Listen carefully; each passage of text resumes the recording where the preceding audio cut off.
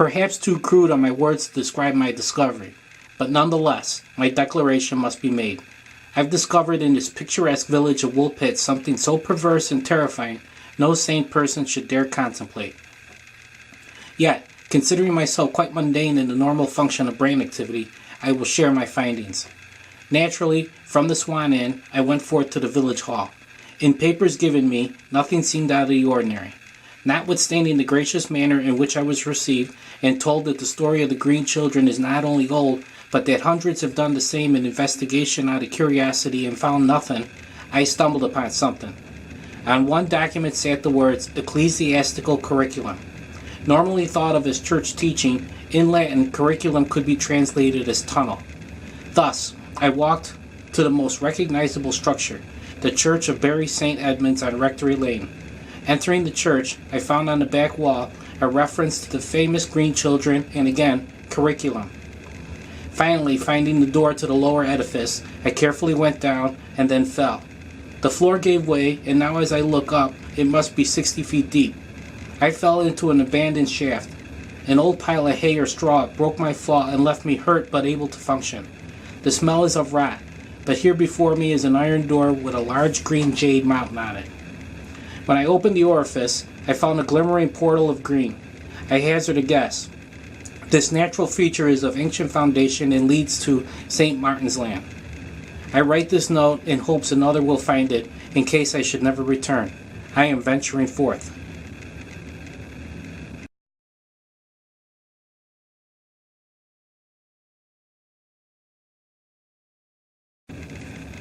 I know what happened to those people. Know this. The Ditloff Pass is cursed. It is unholy and a monster lives there. It's not from infrasound, not military, not avalanche. It's a monster. For years I've been its servant, subject to its torture. I was 5 when Papa took me hunting there and it overtook me. Darkness came to me in dreams. All along it was the monster living in me. I look 21 to you, but I am ancient. I was born in 1611. The monster has sustained me while I stopped growing. Now I have come to confess it lives in me. It made me destroy those people. It forces me back to the past because that is its home. I wander there under its power. I know this sounds far-fetched, but I speak the truth. I can't remove it from me. Please, end my torture and destroy me. Only then will I know peace. My name is Dmitri Petrov, and the monster lives in me.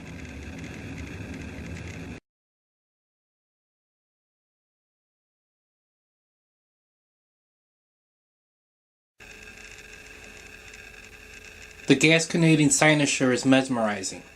The vicious black and green crescent aperture opens and closes in rhythmic gyration as it calls to me. I told Tom not to go through it, and as I guessed, his signal is nothing but static, just like everything we send. The bouncing energy pulse in the wormhole is 16 and 1,332 10,000 seconds, and if I'm right, he arrived on the other side of the galaxy in half that time. The havoc the aliens wrought on us changed our world 8 years ago, and this is the last of the so-called connections. Even so, I think Russia still has their own hidden away, like us. Maybe there are more.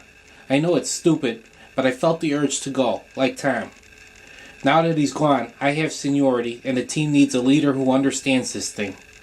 If my measurements are right, air exists on the other side. I never measure incorrectly. That's why Tom went.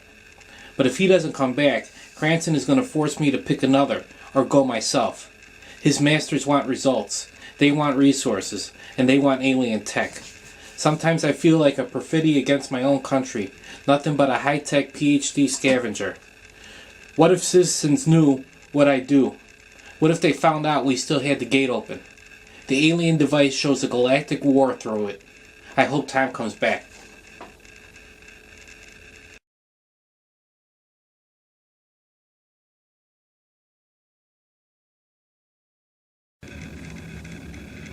Jenny laughed. Come on, little brother, quit messing around. You're just trying to scare me.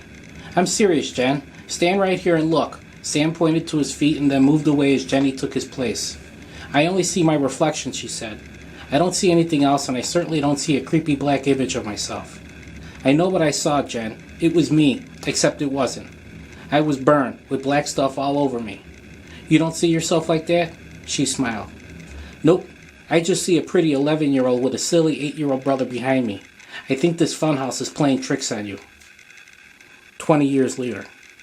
I can't escape him. Everywhere I turn, he's there. He seems to delight in the perverse, making faces at me whenever he can.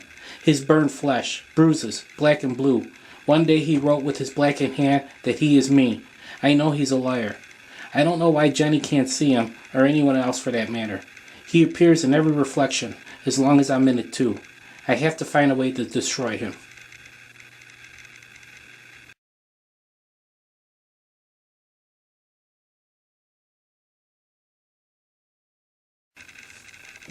Within days of the discoveries by Sir John Herschel in 1835, I was summoned.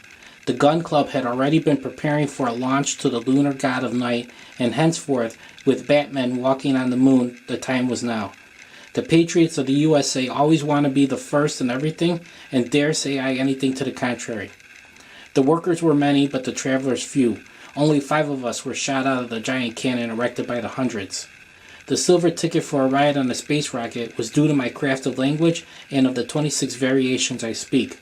Perhaps I was uniquely gifted to reason out the lunar speech in an efficacious manner.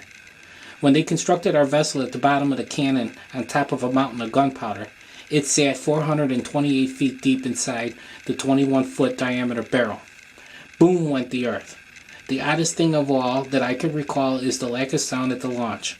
We were hurled into the sky like a speeding train with no track. Only a target in the heavens would pull us to victory. Insane, am I, said my father, for a small measure. I agree. The real reason for my acquiescence of travel is the opportunity to own the discovery of a new language. I want my name beside the greatest explorers like Marco Polo or Captain Cook or Magellan, and I will do it in the satisfaction of communication in the language of the Batmen of the moon.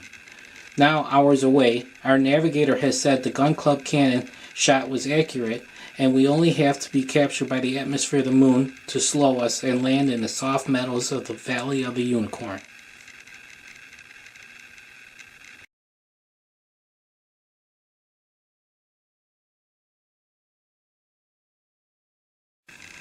It's hard to describe.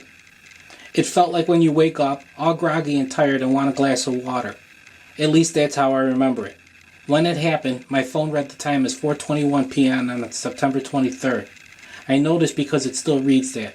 In fact, all the clocks I've seen since that moment say the same basic time.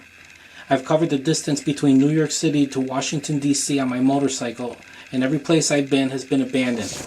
I've had to siphon gas out of other vehicles since no pumps work. I've seen no other being or creature, and all the clocks are stuck. The sun hasn't set since it happened, but I know I've slept at least 4 nights because I'm keeping track. When I arrived in D.C., I went to the Capitol first, and no one was there. I drove down Pennsylvania and hopped the fence to get onto the White House lawn. The door was open, and I found the house abandoned. I'm a patriot and respect the office of president, regardless of who is serving, so I was careful there. I know I might find a working computer or something that was off the grid that could tell me why everything was gone, but everything was exactly the same as everywhere else, stuck. The night went fast, and when I awoke in the White House, the clock was still 4:21 p.m. Maybe my best shot is to head west and see. Wait, it looks like a flare just went off outside my window. It's pretty far away, but it looks like it was launched near the river, next to the mall. Maybe I'm not alone, abandoned in this time, stuck at 4:21 on September 23rd. If someone is out there like me, maybe we can somehow unstuck time and get our lives back.